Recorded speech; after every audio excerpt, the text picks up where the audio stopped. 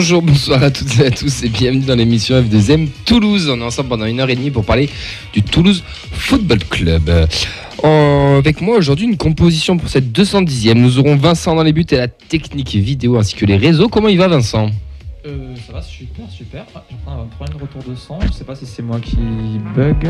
Ou c'est peut-être le micro. Okay. Non, c'est bon. Normalement, ça devrait être bon. Comment ça va ? Eh ben, ça va super. Écoute, une petite équipe réduite, mais ça fait plaisir de se retrouver. Ouais. Frais, c'est tellement agréable. Ouais, je pense que dans 1h30, on aura très chaud, mais bon.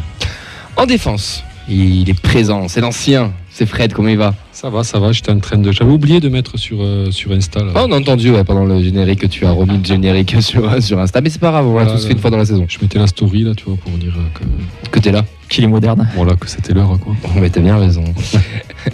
En attaque avec nous ce soir, en milieu de terrain, pardon, excuse-moi, ce sera milieu de terrain d'abord. Il a la technique audio, il est aussi chauve que les arbitres, c'est Clément. Comment il va Clément ? Eh bien écoutez, ça va très bien messieurs, j'ai oublié de me raser ce matin, donc ce sera le divin dégarni et non le divin chauve. À vous, t'aimerais un petit dép en Turquie quand même. Ouais, ça peut se faire. Et avec nous ce soir en attaque, alors improbable. C'est Sacha qui est avec nous, Sacha qui est stagiaire à Radio Xtania, qui était là, et qu'on lui a dit mec comment tu vas ? On a commencé à discuter, il a dit écoutez j'ai 1h30 devant moi, et on lui a dit viens participer avec nous, et Sacha il est avec nous ce soir, comment il va ? Ça va, écoute, j'ai l'impression de rentrer à la dernière minute, ouais. C'est le petit jeune sans le flocage sur le maillot, numéro 33, prêt à être là, il n'y a pas de souci. Mais écoute, bienvenue à toi en tout cas et merci de participer avec nous. Il a à peine passé la visite médicale, tu vois. Ouais, non, même pas. mais tu vois, tu vas voir que la semaine prochaine, on va avoir plein de mecs qui vont arriver comme ça. Bonjour, je suis stagiaire. Non, c'est bon. Non, pas de jurisprudence. En tout cas, bienvenue à toi et c'est très cool de t'avoir parmi nous ce soir.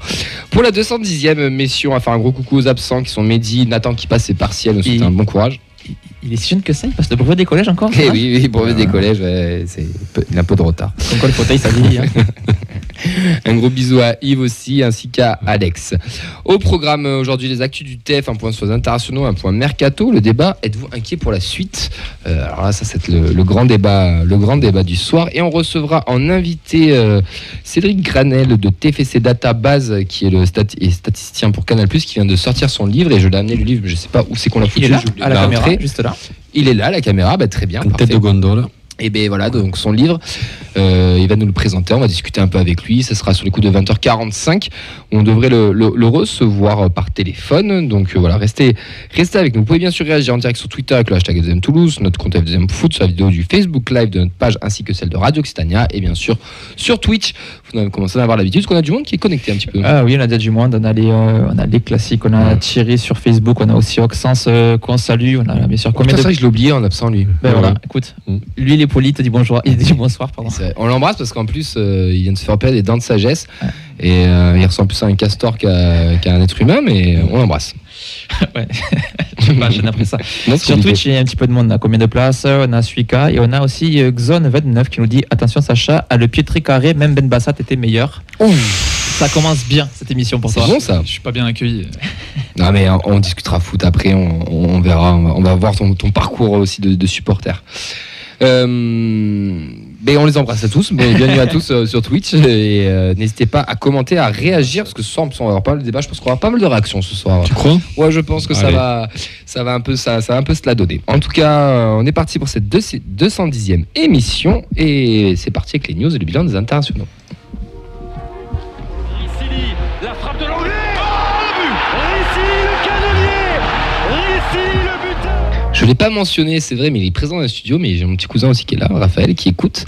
On ne voit pas la caméra, mais il est présent avec nous ce soir. C'est un peu comme les IDS présents, famille présente ce soir. C'est ça. Il va lâcher une banderole et tout. Tout le moment, il craque un fumier dans le studio. Est-ce qu'il y a une arme incendie ici à Radio Xtania ? Je sais pas. En tout cas, à Odanu, il y en a une et c'était lui. C'était sa faute.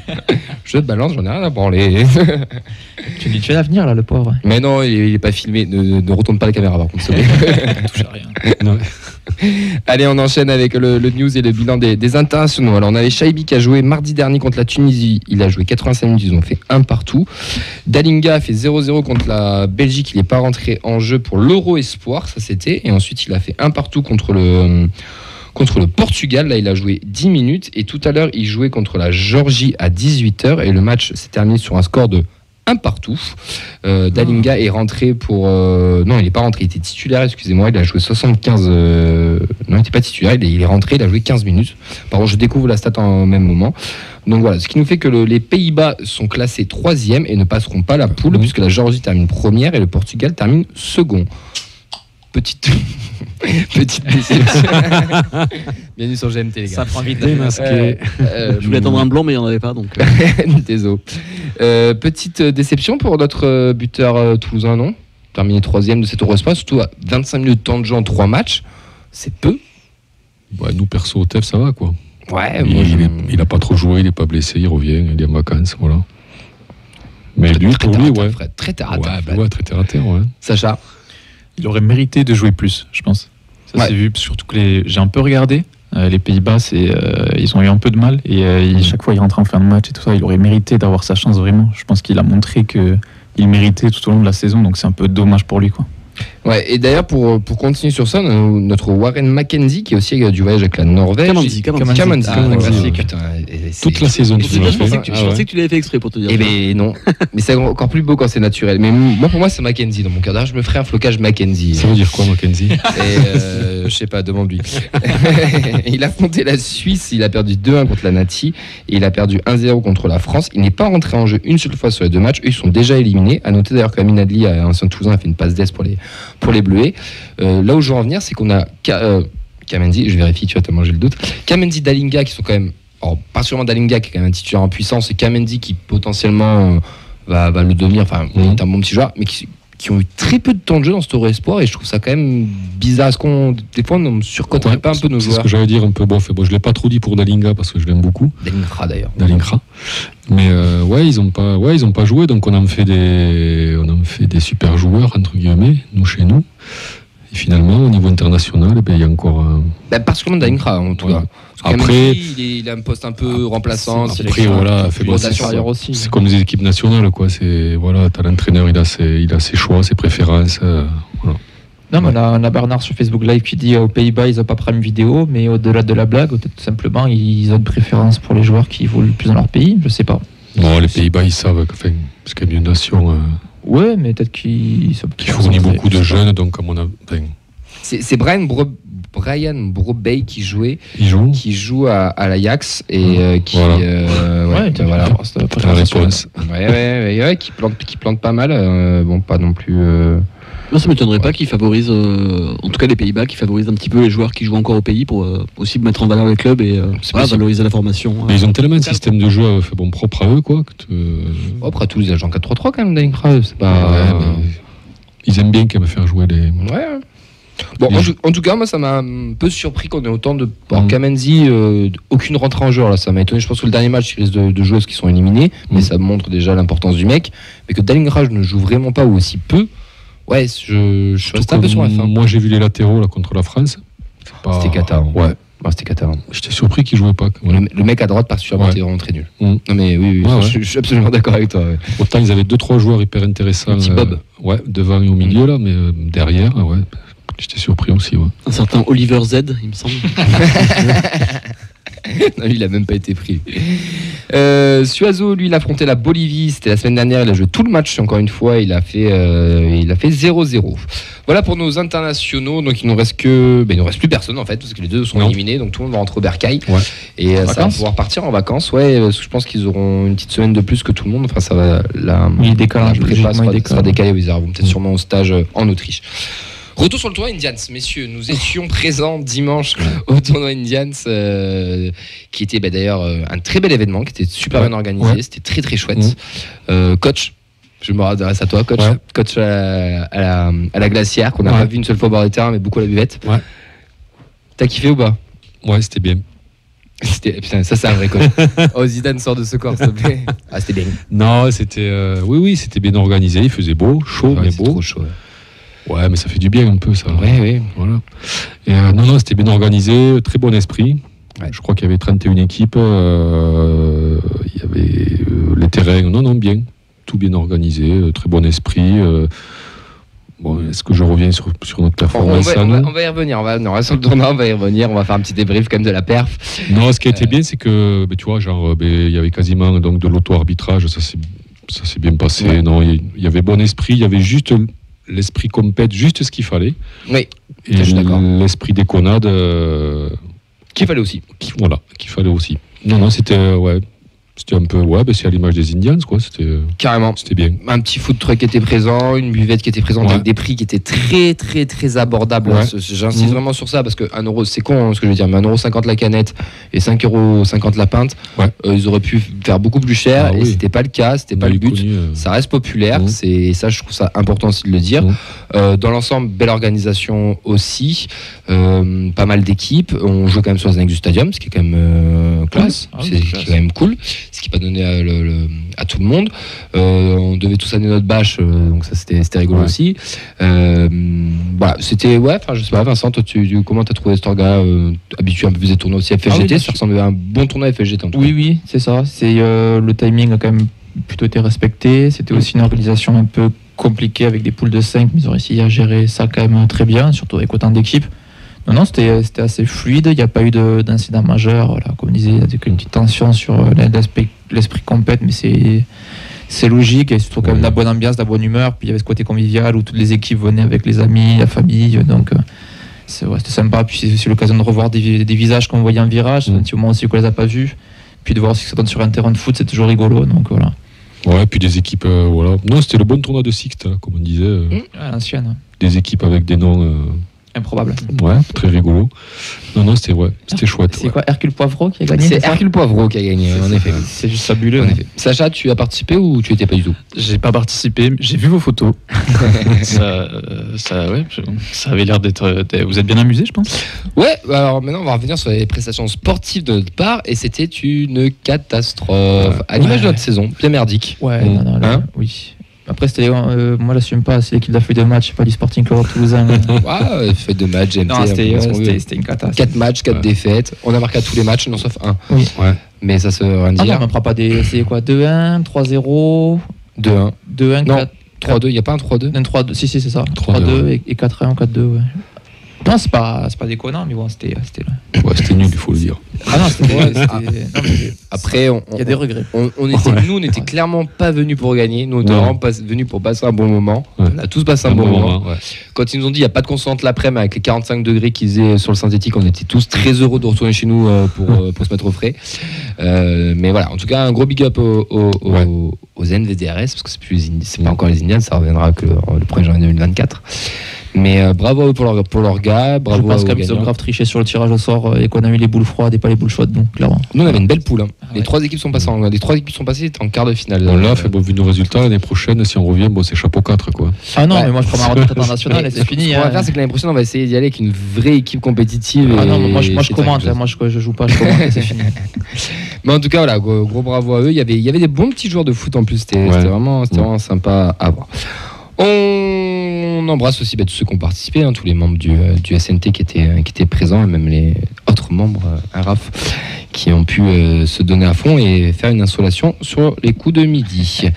Le TFC sur sa collab avec Daomei, marque française spécialisée dans le streetwear, une capsule entièrement tournée vers le basket avec Lucas Kouyaté, capitaine des voisins du Taureau du Toulouse Basket Club, qui s'est improvisé d'ailleurs mannequin sur le fameux playground qui borde le stadium. Rappelons aussi que le Forza Viola a aussi sa collection de maillots de basket avec son nouveau maillot qui vient de sortir. J'ai comme l'impression, je sais pas, moi c'est juste mon impression, mais j'ai comme l'impression que les mecs ils ont vu que ça marchait bien, ils se sont dit tiens, si on faisait un truc pour la draft. Ah, il y a quand même beaucoup de clubs qui le font. Puis le TFC, ça fait des années qu'ils ont l'idée. Ils avaient quand même déjà cette collab improbable avec Kadilou Sidibé qui joue le terrain, qui était basketteur professionnel aussi la nuit. Donc c'est de la continuité des choses. Enchaîne après ça. Je te demande pas ce que t'en penses parce que je ne connais pas. Moi déjà Daomei je connaissais pas. Et je connais pas toujours. Mais du coup ça permet de connaître. Ouais. Lucas Kouyaté je connaissais pas. Et les Taureaux de Toulouse Basket Club je connaissais pas. Et du coup ça t'a fait connaître les. Ouais. Non, après oui bon. Moi, vous savez mon opinion. Ouais, vous connaissez mon opinion là-dessus. Je sais pas, l'année prochaine, c'est quoi le volley? Les Spacers, oui, pourquoi pas, clairement. Voilà. Nous, on est chaud. Le hand. Les Phoenix, Il y a clairement. encore de la, Le hand, ils ont présenté la Coupe de France il y a d'ailleurs. encore de la marge. Hein. Il y a encore des. On milite avec c'est Chocolatine, je ne dis pas de bêtises, sur Twitch pour qu'il y ait un maillot cycliste du TFC. Avec Jalabert. Avec Jalabert, ouais. Sacha, toi, t'en as pensé quoi de ce collab? Moi, c'est ce que j'allais dire. Je trouve ça cool qu'ils aillent vers les autres clubs un petit peu de Toulouse. La Coupe de France, elle a fait un peu le tour de tous les clubs.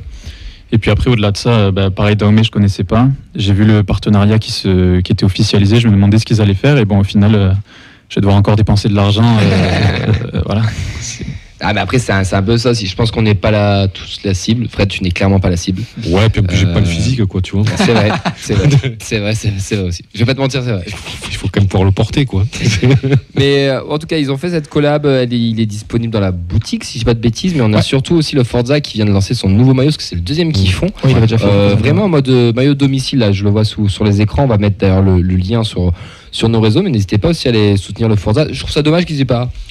Mais qu'ils ne soient pas aussi rapprochés d'eux pour faire quelque chose. Après, bon.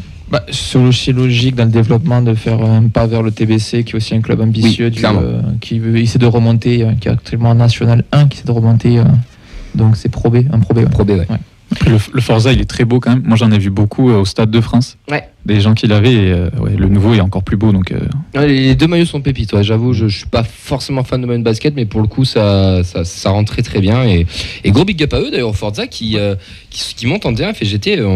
C'est une news que j'improvise, mais ils montent en D1. Ils ont chopé le titre. Ils nous avaient sollicité pour qu'on ait commenté. Bon, on n'était malheureusement pas là. Ouais. Mais moi, je m'engage l'année prochaine à. Allez les voir, ouais. Allez les voir, même s'il faut les commenter, même pas forcément sur le match du titre. Nous, on était en D1 aussi cette année. Oui, et ça, personne ne le dit. Non, mais nous, on n'en parle pas. Laisse-nous tranquilles. Nous, c'est une saison oubliée. On a Fabrice qui aimerait une collab avec des volleyeuses de beach volley aussi. Oui. Bon, allez, on enchaîne. Ça part en couille. Voilà. Allez. Je serai très chaud. Vendredi, la FFF a communiqué son classement annuel des centres de formation, messieurs, et devinez à quelle place nous sommes.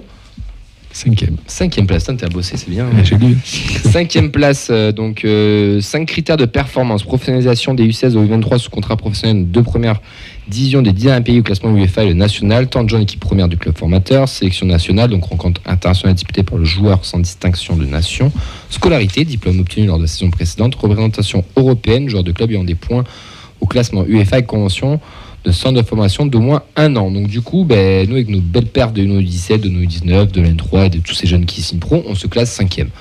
C'est une bonne nouvelle, mais qui nous surprend pas trop parce qu'on sait que le TEF est très formateur. Ouais.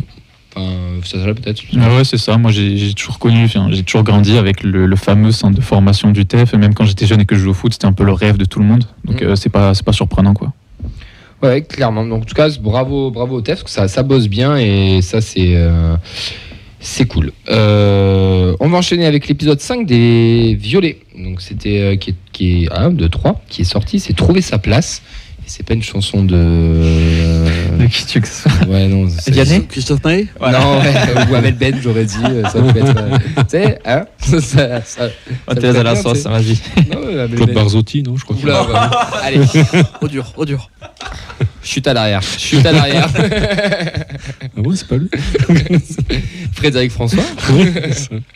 Ah, faut parler à tous les publics. Il parlait de quoi, du coup, cet épisode de Gims. Non, pardon. Centre de formation est disponible sur YouTube. On y voit deux pitchouns, Kael Chaka et Younes Raidoni, qui sont qualifiés pour la grande finale du concours d'éloquence à l'Elysée. Ça dure 2 minutes et cela montre aussi le travail du centre de formation dans l'éducation, dans la construction des hommes et des femmes, au-delà du simple aspect sportif. Et là, je me tourne vers toi, Sacha, parce que tu nous as dit tout à l'heure en off que toi aussi tu faisais des concours d'éloquence. Effectivement. Est-ce que tu peux nous expliquer un petit peu qu'est-ce qu'un concours d'éloquence en quelques mots? Il y a des gens qui le disent bien mieux que moi, mais c'est important parce que l'éloquence, en gros, c'est l'art de bien parler et de s'adresser comme il faut aux bonnes personnes. Et c'est vachement important d'avoir ça dans la formation. C'est pour l'aisance à l'oral, pour la communication. C'est des valeurs qui sont vachement mises en avant aujourd'hui. Et donc, dans les concours, ce qu'on demande, en général, c'est d'avoir un sujet à traiter, une simple phrase, une citation qu'on doit traiter sous 5, 8, 10 minutes. Donc, toujours avec un aspect un peu soutenu pour avoir du vocabulaire, être à l'aise et avec le lien avec le public, toujours. Donc s'ils arrivent à maîtriser ça à leur âge et qu'ils vont plus loin, ça va leur servir quoi qu'il arrive dans leur vie. Ouais, mais moi je trouve que c'est bien. C'est bien. Enfin, moi j'en avais organisé avec des jeunes de Cugnot, enfin pas moi personnellement mais notre service, et c'est vrai que c'est quelque chose qui est vraiment très très chouette. Ouais, puis ça montre que tu peux être joueur de foot et avoir de l'éloquence. Ouais. Puisque c'est des choses dans l'esprit des gens, les concours d'éloquence, ça peut être réservé à une certaine élite. Ouais, une élite ou des bons élèves à l'école qui fréquentent les bons lycées, tout ça. Donc là, ça montre que des jeunes joueurs de foot sont capables d'y participer et de bien y figurer. Il y a cet imaginaire, il y a cette image du joueur de foot en interview. L'essentiel, c'est les 3 points, qui dit voilà toutes les 2 secondes et qui s'exprime comme il peut, quoi. Donc c'est bien quand même que ça aille dans ce sens-là, si ça peut aider. Ouais, non, c'est une très très belle initiative, moi je trouve, de leur part, et c'est très très cool. On va enchaîner avec la N3 qui a terminé seconde, et on a eu des petites infos de Romain Moulina, alors ça, ce que ça vaut, bien sûr. Alors apparemment ça aurait été confirmé depuis, mais du coup la SBSG ne monterait pas National 2, donc la DNCG n'aurait pas accepté leur montée. Alors pareil, j'ai pas toutes les données sur ce dossier-là, mais normalement l'investisseur avait un délai pour apporter des garanties financières et un trou à combler. Apparemment les garanties n'ont pas été apportées, donc apparemment ils ne monteraient pas pour le moment à N2. On ne sait pas encore la décision de la FFF parce qu'il y a d'autres appels qui vont être faits, donc ça peut prendre un moment, ça peut durer tout l'été. On ne sait pas si ce sera un repêchage du coup du second de National 3, dans ce cas-là ce serait le TFC. Ou si c'est donc le maintien d'une équipe de N2. Il y a eu un classement qui avait été fait des meilleurs seconds de N3 par la FFF pour parer au rattrapage à un moment. Donc je ne sais pas si ça va rentrer dans ce cas de figure là ou si on va faire poule par poule. Donc là c'est un peu le flou, c'est encore trop tôt pour se prononcer, mais il y aurait peut-être une chance de voir peut-être la réserve du TFC à National 2 l'année prochaine. On s'intéresse dans cette émission qu'au TFC, mais si on veut élargir au football global, je peux vous dire que tout ce qui est DNCG et les bilans financiers de nos clubs français sont catastrophique. Beaucoup de clubs passent à la trappe là. Nancy encore aujourd'hui. Ouais, Nancy qui devrait descendre en N3, Bordeaux qui est aussi sous les trucs, mais des gros clubs, et puis même Châteauroux aussi, je crois qui a pris cher. Et là on parle de clubs de l'élite qu'on connaît, mais vous savez dans le football amateur c'est encore pire que tout. Et il y a quand même un énorme et un gros problème autour de ce foot là. Donc voilà, n'hésitez pas à vous y intéresser. Il y a matière à, en tout cas, je vous le dis, c'est ma manière de penser, mais le football français va très très mal. Et quand on voit ceux qui nous dirigent, on n'est pas prêt d'aller mieux. Parce que Nancy, c'est quand même c'est un gros club historique. Ouais. Et ça chute chaque année, ça chute d'un échelon. C'est cata. Hein. Et la chute, elle est due à des dirigeants. Gauthier Gannet, qu'on devait aller avoir au TFC, heureusement qu'on l'a pas eu. Très très très très incompétent, quoi. D'autres infos sur on a le TFC qui a communiqué cet après-midi sur l'association TFC, donc qui est en charge de l'académie du club, aussi de la partie foot féminin, vu que c'est pas la SAS, SSP, le TFC, j'ai oublié le nom. C'est la fondation, enfin c'est l'académie. Le statut juridique du TFC, donc l'équipe pro qu'on connaît, c'est vraiment une entité séparée. Ils donc recherchent pour la saison prochaine des dirigeants pour encadrer les équipes U8 à U12 garçons. Donc n'hésitez pas à aller sur le site du TFC. Régulièrement aussi, ils recrutent pour les féminines. Donc c'est aussi. L'association, c'est ni plus ni moins que l'école de foot. Oui. L'académie féminine. C'est classe aussi de dire le coach au TFC quand même. Ah bah t'as les équipements, t'es défrayé, tu représentes le TEF tous les week-ends. Si t'as un minimum de diplôme et un minimum de bagou footballistique, c'est quand même classe. Ouais. Et puis a priori, t'as des joueurs sympathiques sous le même. Ah bah ouais, quand t'es au TEF, que ce soit chez féminin ou chez les mecs, en général, tu te poses des questions sur les compos parce que je pense que tu te fais 2-3 nœuds. Ouais. D'ailleurs, je sais pas comment ils recrutent là, moins de 6, moins de 8, là, si c'est que des gosses de quartier ou non, tu as des détections. Ouais, déjà des détections. T'as des parents aussi qui les amènent sur des détections. Après, le truc, c'est qu'ils brassent beaucoup de monde, donc ils sont obligés de faire des détections. Pas parce que c'est le test, parce qu'ils doivent avoir 300 mecs qui veulent venir, donc ils sont obligés aussi de faire des choix pour les éducateurs, etc. Et après, au fur et à mesure, ils te gardent ou ils te gardent pas aussi. Et puis le statut scolaire aussi, le comportement, enfin, il y a beaucoup de choses qui rentrent en compte. Okay. La Fondation de Football Cœur est très active dans cette fin de saison. La semaine dernière, les jeunes du TEF, aussi bien que les filles que les garçons, ont participé à un goûter animé par la Fondation Petit Frère des Pauvres, qui accompagne les personnes âgées souffrant d'isolement, prioritairement les plus démunies. Une belle rencontre intergénérationnelle. Fred, tu étais présent dans ces cadeaux, je suis désolé. J'ai donné mon sang. Ils ont dit non, n'en pas voulu. Elle était gratuite alors qu'on a Clément en train de se battre avec les moustiques en cabine. C'est un don du sang aussi, d'une autre manière. Hein. Le résu, c'était inconnu, mon Dieu. Le don du sang aussi a lancé un concours entre le TFC et le Stade Toulousain pour savoir quelle communauté de supporters donnera le plus de sang. Pour le stade, c'était ce lundi à Ernest Vallon. Pour TFC, ce sera ce vendredi 30 juin de 13h à 18h au Stadium. Pour rappel, un don est égal à 3 vies sauvées. On a Nathan qui est en PLS parce qu'il est abonné sur les deux trucs. Il sait pas où aller. Il a plus de sang, le pauvre. Il a plus de sang, le pauvre. Alors, on en rigole, mais c'est vrai que c'est important le don du sang. Non, c'est très important.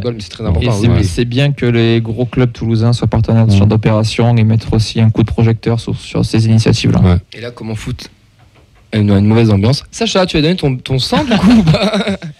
Figurez-vous que je compte y aller. Ah, c'est vrai. Parce que je suis donneur. En fait, quand j'ai eu 18-19 ans, ils étaient venus sur le campus de ma fac, le don du sang. J'y suis allé, c'est bien passé. Et depuis, j'essaie d'y aller un petit peu souvent. Donc là, c'est l'occasion. Puisqu'ils nous font culpabiliser, on reçoit toujours des SMS, des mails pour dire que c'est la crise, il faut du sang. Donc il faut y aller. En vrai, c'est une bonne initiative. Ouais. Donc le vendredi 30 juin de 13h à 18h sur les parvis du stadium. Sachant que souvent, je te coupe. Mais sachant que souvent, quand on est salarié, je crois que ton employeur, je crois qu'il peut pas te le refuser. J'ai pas envie de te confirmer à 100% parce que je peux pas me dire de bêtises, mais je crois que tu as raison. Je crois qu'il y a un truc comme ça. Ouais. Si on est des avocats du droit du travail, n'hésitez pas à nous valider notre information. Donc n'hésitez pas. Mais oui, je crois que tu as une heure ou deux qui peuvent être faites pour ça. Le Diaki Day est organisé le dimanche 16 juillet par le TAC Football au quartier de Gironis au sud de Toulouse. C'est le club dans lequel Bafou a commencé. On signé au TEF à 12 ans. Grosse journée d'animation avec la présence du Pichoun qui est aujourd'hui au LOSC. Alors qu'on a Clément qui vient de péter un moustique et qui en est très fier. Donc pour ceux qui veulent aller revoir notre ancien Pichoun, on vous donne rendez-vous au club du TAC le dimanche 16 juillet. Voilà pour les news. Je pense qu'on a fait le tour, messieurs. Est-ce qu'on a des... Non, c'est bon, Vincent Bois. On a une Axon 29 qui vient de sortir l'article de loi, si tu veux. Vas-y. Article L 1211-4-1 sur des alinéas, mais bon, j'ai pas fait droit. Hein. Tout salarié ou tout agent public peut s'absenter de droit de son poste de travail pour participer au don du sang après en avoir informé son employeur au moins 48 heures à l'avance et sous réserve de la nécessité du service. Tu es bon espagnol. Ouais. Putain. Donc allez donner votre sang. Ouais, grave, plus d'excuses, bam. Give your blood. Puis en général, il y a des crêpes et tout, c'est cool. Ouais, par contre, faut pas avoir picolé avant. Non, ils peuvent le refuser. Ouais, jeudi, sur la fin de soirée étudiante, c'est la merde. Allez, on va enchaîner avec le mercato, messieurs.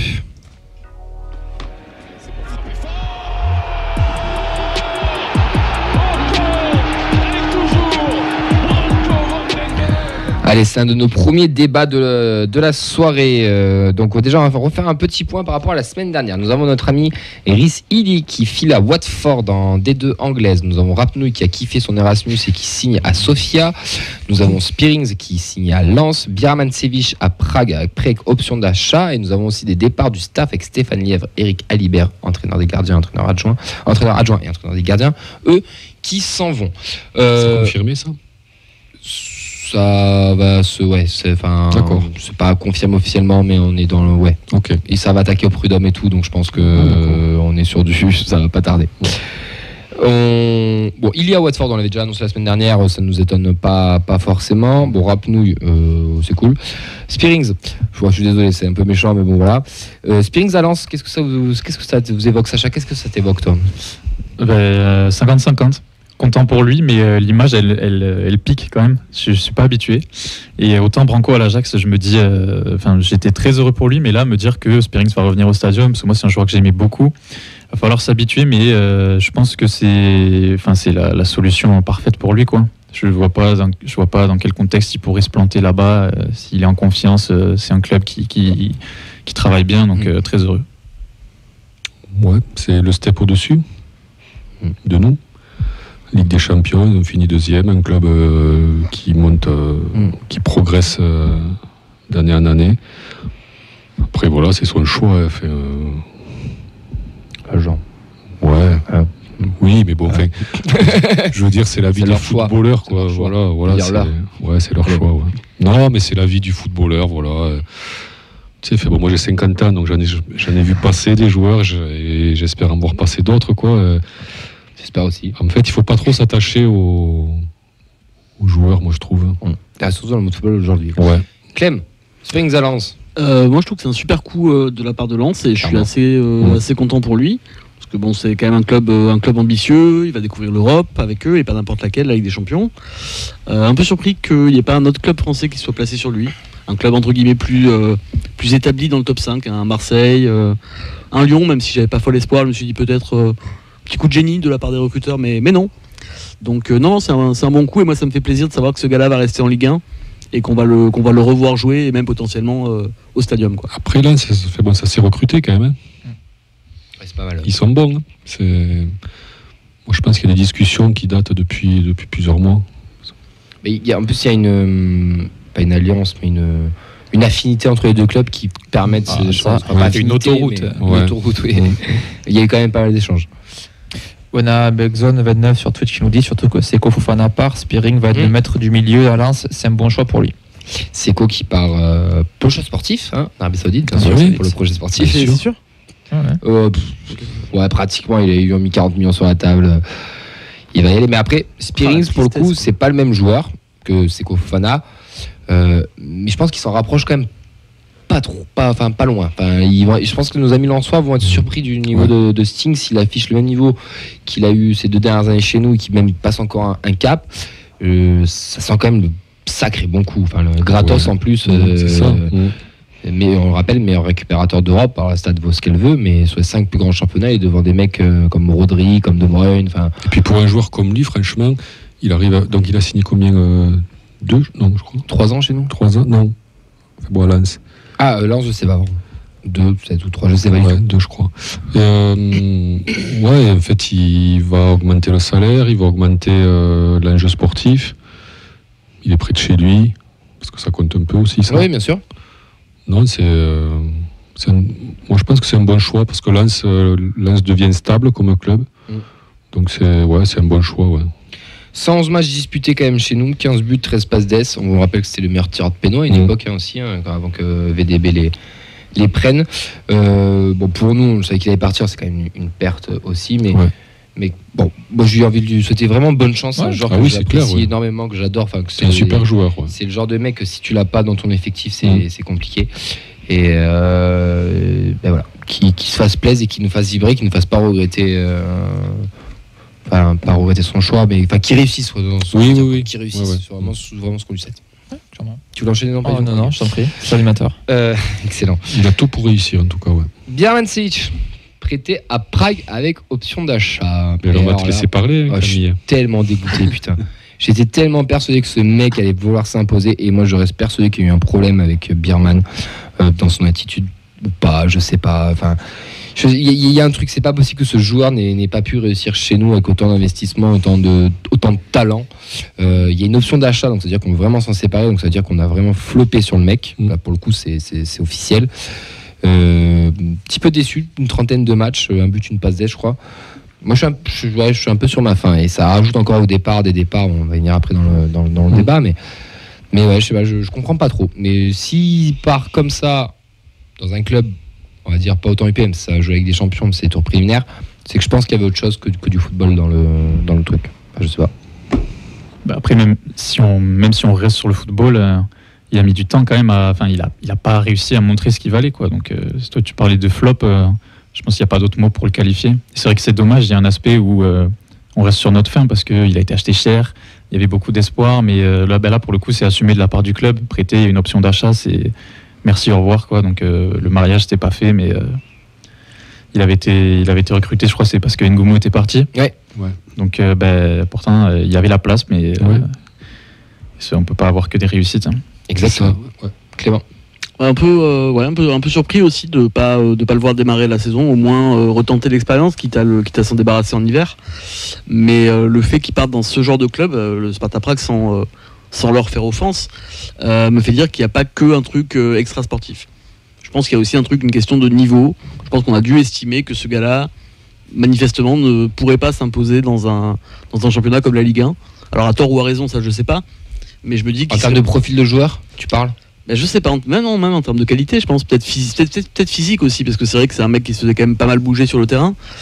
Donc je sais pas, parce que je me dis qu'il aurait, si vraiment il avait la qualité qu'on lui prête, je suis pas sûr qu'il serait parti au Sparta Prague avec option d'achat, tu vois. En termes de talent, j'en suis sûr que ce mec a quand même des qualités footballistiques. Quand tu le vois jouer. Après, en termes de profil de joueur qui soit pas adapté à la Ligue 1, ça par contre, j'ai envie de. Après, Camille, ça fait Ça fait 2 gonzes là qui viennent du championnat suédois. Donc t'as Zanden et lui qui s'imposent pas quoi. Ouais, Zanden, il son dernier match à Monaco, moi je l'avais trouvé très intéressant. Et pour ça que je suis d'accord, je me disais qu'il pourrait retenter sa chance cette saison. Et le voir partir, c'était une petite surprise, mais en même temps, est-ce qu'il y avait vraiment mieux à faire si ça se passe mal? Ouais, c'est ça. Si ça se passe pas bien, bah écoute, merci, bon vent, et au moins tu t'attardes pas sur parce que quand même, il a passé 1 an, donc au bout d'1 an, quand même, tu t'entraînes tous les jours. Le président, il a dit 3 ans pour jouer le mercato. Oui, non, mais je veux dire, quand même, au bout d'1 an, tu peux commencer à montrer à ton entraîneur que. Et en fait, il faisait quoi comme rentrée? Il rentrait 10 minutes, un quart d'heure, grand maxi. Ouais. Voilà, quoi. Il a fait un bon match à Monaco. Voilà. Mais bon, il a peut-être fait trop tard ce bon match, quoi. La dernière journée, quoi. Ouais, c'est ça. On va enchaîner du coup sur un mini débat entre nous. Pour le moment, on a 2 arrivées, messieurs. Donc on vous rappelle Gelabert et Sissoko. Quel poste pour vous est prioritaire dans le recrutement et pourquoi? Déjà, on a lancé un petit sondage sur les réseaux. Est-ce que tu peux nous donner les stats? Sur Twitter, donc on a 77 votes et on a 74% qui nous disent un milieu, il y en a 13% un gardien, 10% l'attaque, 3% la défense. C'est vraiment la priorité pour le milieu de terrain. Est-ce que vous êtes d'accord avec cette priorité? Moi, je dirais qu'il faut recruter partout, sauf le goal, sauf le gardien de but. Ok. Oui aussi, mais après si on doit vraiment dégager une priorité, le constat il est simple, le milieu on avait 3 titulaires, les 3 sont plus là. Ouais. Donc à partir de là, Dalinga est toujours là pour l'instant, la charnière centrale est toujours là pour l'instant, le gardien ça a été assumé que ça resterait Shetel Hogg, donc à partir de là on n'a pas notre mot à dire, donc le milieu. La tendance est même sur Instagram, on a fait bien un sondage cet après-midi, c'est pareil 75%. Sachant que devant aussi on va perdre du monde, on en a déjà perdu et on va en perdre d'autres. L'effectif actuel, on a Hogg, reste Lacombe, désolé, et je me suis perdu, reste Lacombe et Heimer qui devrait être partant, donc notre 3 gardiens devrait être Hogg, reste et Lacombe si ça bouge pas. En défense, Nicolaisen, Dessler, Roux, Costa, Soiseau, Zanden, Diarra, Kamenzi, Keben, Mawissa et RH qui viennent de signer pro. Là, ça devrait pas trop bouger, peut-être 2-3 départs de flop comme Zenden par exemple. Ça serait pas une perte, mais voir si un Roux s'en va, mais ça serait compliqué. Au milieu, Jean-Ro, Siro, Chaibi, Gelabert, Bangré, Sana qui devrait repartir à Laval, Cerber qui devrait pas rester, Lamadi qui vient de signer pro, Skita qui revient de blessure. En attaque, Abouklai, Onaïou, Ratao, Dalingra, Amoulit, Sissoko, Flemings partant, Traoré qui vient de signer pro, Njuma qui vient de signer pro. Sachant qu'Amoulich devrait sûrement être partant, Ratao est sur le départ aussi, et Abouklal, pas sûr qu'on le conserve non plus. Oui, c'est parti des densités dans la rubrique Mercato, comme Rouault, comme Chaibi, donc c'est aussi des joueurs où il faut anticiper un éventuel départ. Ouais. Après, c'est le tout début du Mercato, Camille. Ouais, ça va enchaîner sur notre débat après si on est acquis ou pas. Mais voilà, là, on va avoir assez sur du Mercato. Il y a pas mal de rumeurs qui tournent. Mais c'est vrai qu'au milieu, il a raison, Sacha, en titulaire, donc là, si tu prends cet effectif-là au milieu, titulaire, moi je vois Siro, Chaibi, Gelabert. Ouais. Il y a quand même une petite place pour les jeunes, parce que la saison dernière, Chaibi démarre la saison titulaire, alors que 2 mois avant, quasiment personne ne le connaissait, donc il y a peut-être quelque chose qui peut se passer de ce côté-là aussi. Chaibi jouait dans un milieu à 3, on est lié plus qu'en milieu de terrain. Même s'il joue relayeur, par exemple avec l'Algérie, c'est un poste qu'il aime bien, il est plus sur le profil d'ailier que de milieu de terrain. Mais ouais, Clément, je t'ai pas interrogé, mais on est d'accord que le milieu de terrain, va falloir avoir du pâté là. Pour moi, c'est un petit peu l'inquiétude, parce que certes, on peut partir déjà avec certains titulaires qui se dégagent là de ce qu'on vient de voir, mais il va falloir doubler les postes de base et il va falloir, pour moi, acheter du solide. Parce qu'on fera pas la succession de nos trois bataves magiques au milieu comme ça, juste avec entre guillemets ce qu'on a sous la main. Sur les réseaux, on a pour Bernard, on a la question Bangré, pourquoi pas, pour Zone 29. Jean Ro à sa place pour le moment aussi. Moi, Jean Ro, je pense qu'il peut commencer titulaire l'année prochaine et ce ne sera pas choquant. Après avoir ses performances. Peut-être jouer la Coupe d'Europe aussi, donc ça vaut le coup de renforcer l'effectif, ne serait-ce que par rapport à ça, quoi. On a oublié Begraoui aussi qui peut jouer devant. Il y a Pau qui aimerait beaucoup le garder. Qui font le forcing, Paul Garcia est nommé nouvel entraîneur adjoint aussi. Il vient compléter le staff du coach. Donc c'est pour ça que je pense que Lièvre et Alibert, là, ça va partir. Oui, parce que c'est pas du tout. C'est pas officiel, mais l'info, je l'ai vu sur le site, si je dis pas de conneries, Foot National, avec les Violets aussi qui l'ont sorti. Mais bon, normalement, ça devrait le faire. Après, je vais être honnête avec vous. J'ai l'impression que, tu sais, comme il est dans Football Manager. C'est-à-dire que, tu sais, il voit des mecs meilleurs et il les tège. Moi, je faisais ça, hein, je vais pas vous mentir. Hein, je l'ai dégagé pour en prendre des meilleurs. Mais là, ça ressemble un peu à ça, tu vois. Sauf qu'on est dans la vraie vie, on n'est pas dans un jeu vidéo. Comment tu faisais, toi, Football Manager? Je regardais des meilleurs, je leur disais, tu veux venir? Ils me disaient, yes. Ils me disaient, il y a déjà un mec en place. Je dis, c'est pas grave, t'inquiète. Tu faisais pas comme ça, Camille. Ah, il n'y a pas d'humain. Tu regardais les pourcentages, les machins. Ah, je regardais les datas, bien sûr. Bien sûr. Non, après, oui, Paul Garcia, je crois qu'il a 32 ans. Ouais. Novel, il en a 38. Donc, Alibert et Lièvre, c'est pas la même génération, c'est pas du tout la même formation d'entraîneur. Puis c'est un entraîneur. C'est opposé, quoi. C'est un entraîneur professionnel, sans faire offense à ceux qui étaient en place. C'est-à-dire, c'est des entraîneurs qui ne sont qu'entraîneurs, ils n'ont jamais été joueurs, ils ont fait tous les parcours de formation, commençant tous par des équipes de jeunes où ils ont gravi les échelons. C'est un peu des profils similaires. Lièvre n'a pas été joueur? Si, justement, Lièvre a été joueur, alors que ceux qui arrivent n'ont pas été joueurs. Ah oui, d'accord, je crois que tu disais. Mais les patrons, on va dire sur le terrain, ça sera eux, quoi. Ça sera Paul Garcia, donc Novel. Donc il faut que les autres suivent les méthodes, soient aptes. On est en train de chambouler les codes français. Ouais. Mais ça, pour le coup, par contre, moi je trouve que c'est très très bien. Parce qu'en France, particulièrement dans la formation de coach français, et pour y avoir été dedans à mon propre niveau, je sais comment ça se passe, c'est vraiment de la merde. C'est-à-dire que si tu n'as pas été un ancien joueur pro, tu n'as pas accès au diplôme. Que dans les pays étrangers, un José Mourinho, par exemple, sort de la fac, etc. Un Jardim aussi. En France, ça, c'est pratiquement impossible à faire. Il y a toujours un plafond d'air qui est inaccessible. Donc là, on est en train aussi de casser un peu les codes. Ça changera ce que ça changera, je ne sais pas. Mais bon, à voir. On n'a pas le choix, de toute façon. Plus curieux qu'inquiet, de toute façon. Plus curieux, c'est intéressant. Écoute, très belle transition, Sacha. Parce qu'on va passer au débat. Et êtes-vous inquiet pour la suite?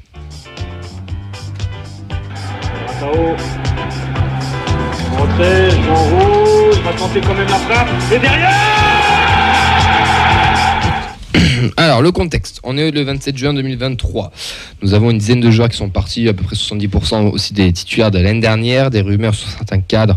Rouault, Chaibi, un staff qui devrait se faire démettre de ses fonctions. L'arrivée d'un nouveau staff, qu'on vient de le souligner avec Paul Garcia qui vient d'arriver. Une participation à une Coupe d'Europe un peu incertaine. Des démissions de partout pour pouvoir jouer l'Europe. Bref, on a un gros bordel au club et ça, on n'était pas habitué chez nous les supporters. Pas mal sont inquiets. Mais vous, messieurs, autour de la table, vraiment, est-ce que, oui ou non, est-ce que vous êtes inquiets pour la suite ou advienne que pourra? Non, je suis pas inquiet. T'es pas inquiet, Fred? Non, je suis pas inquiet. Ok. Et je développerai après. On va développer.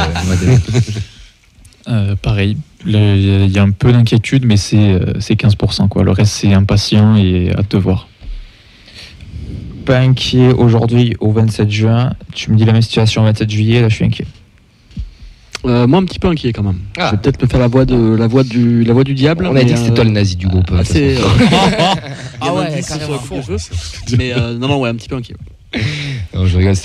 Pour reprendre dans le contexte, c'était un truc en off où on en a déconné sur ça parce que dans les grandes émissions de merde, ils mettent toujours des mecs qui sont contre.